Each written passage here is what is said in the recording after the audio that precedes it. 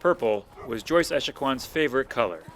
And on the anniversary of her death, it becomes the favorite color of her community of Manawan First Nation. Wednesday, people here took to the streets to remember that 2 years have passed. 2 years since Echaquan live-streamed hospital staff hurling insults at her shortly before her death. Echaquan's spouse, Carol Dubé, still struggles with the memory of her final moments. Quand j'ai vu la femme que j'aime, quand elle a crié dans nos cœurs, vous étiez là. Et aujourd'hui encore, vous êtes autour.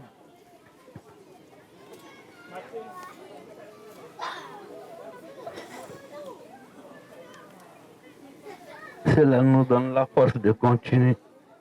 For the people that Echaquan left behind, moving forward doesn't just mean commemorative events like this. Her family is also taking it to the courts. Thursday, they filed a $2.7 million civil lawsuit against the regional public health authority that runs the hospital where Echaquan died.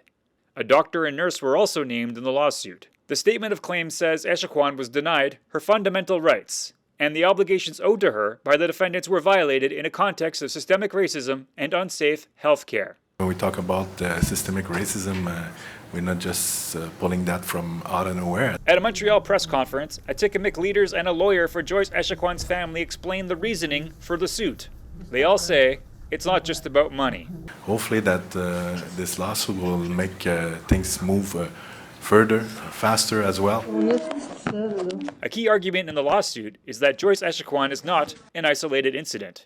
Alors, bonjour. 2 years before Echaquan's death, the Vien Commission into the Treatment of Indigenous Peoples in Quebec Public Services heard testimony of 20 instances of racism at the Joliette Hospital towards Atikamekw people. When the death of Joyce Echaquan happened, we realized that nothing was done. No concrete gestures were made to address this situation. Premier François Legault continues to maintain that in Quebec, systemic racism does not exist. During a recent debate, Legault said the issues at Joliette Hospital were resolved. He later apologized directly to Carol Dubé, saying he didn't mean to offend him. For Dubé, the discussion on systemic racism comes down to this.